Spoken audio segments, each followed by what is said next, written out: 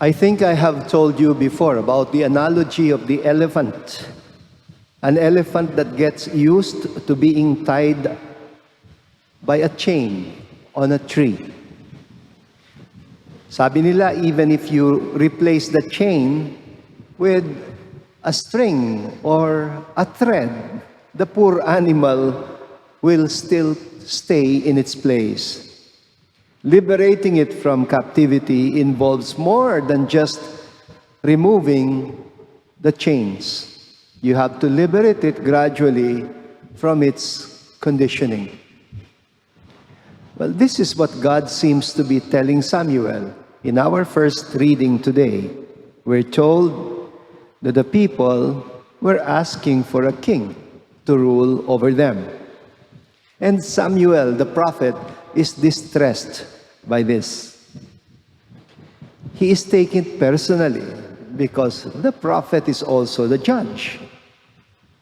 He is taking it personally as if he is the one being rejected by the people. In a roundabout way, God tells the prophet, no, don't take it personally. Sabi ni God, it's not you, but me, whom they are rejecting. And, I would paraphrase what the Lord is trying to say here. I set them free from slavery so that they could get used to living in freedom and governing themselves, living the covenant and following my commandments. But it looks like they have not yet outgrown their slave mentality. They would rather be ruled by a leader who will tell them what to do, one who will govern them like a tyrant, rather than decide together what is right by discerning my will with a prophet to guide them. And so God seems to be saying, okay, if that is what they want, let them have it. But when they are back again to being reduced to slavery, and then they cry out to me for help, I will say, but that is what you chose for yourselves, my children. Remember the saying, take care what you ask for. Sometimes we really just have to learn our lessons the hard way. Sa Tagalog, may kasabihan, marami pa tayong kaning kakanin. We have many more grains of rice to eat. Well, we have a similar situation in our gospel reading about the healing of the paralytic at Capernaum. Jesus somehow knew that the disease that was keeping the man in a state of paralysis was not just physical, but mental or even spiritual. I have encountered many similar situations where people cannot function well physically.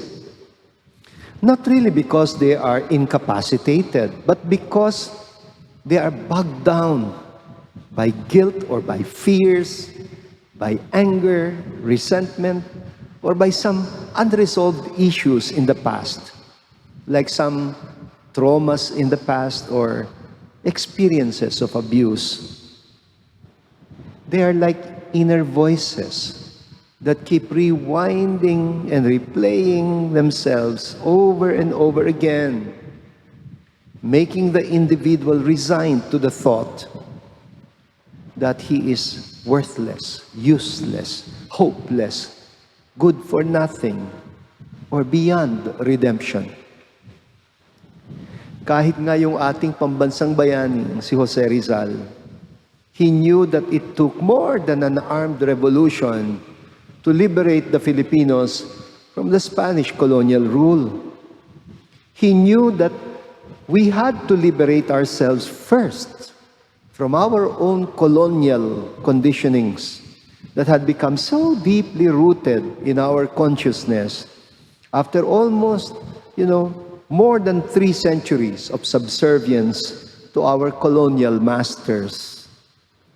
Rizal believed that it would take a lot of education and re-education to be truly liberated.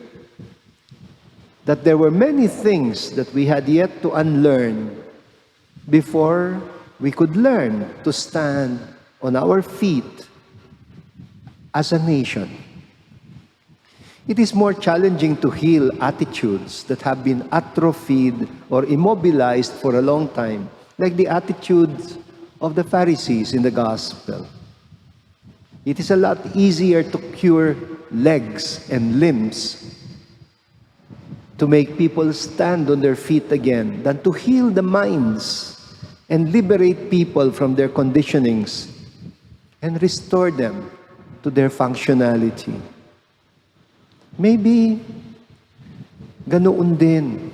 It goes the same way with us as we prepare for another election and as we prepare to choose a new set of leaders for our country. The greater challenge is how to liberate people from fatalism, from being resigned to a politics of patronage.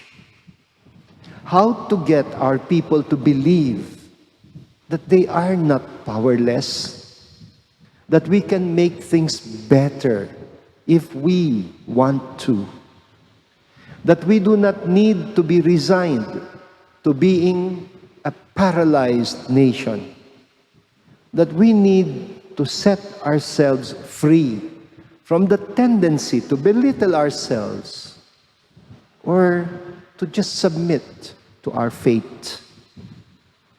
Today, maybe we should imagine Jesus addressing his words to us as a country, as a nation. Stand up, pick up your mats, and walk.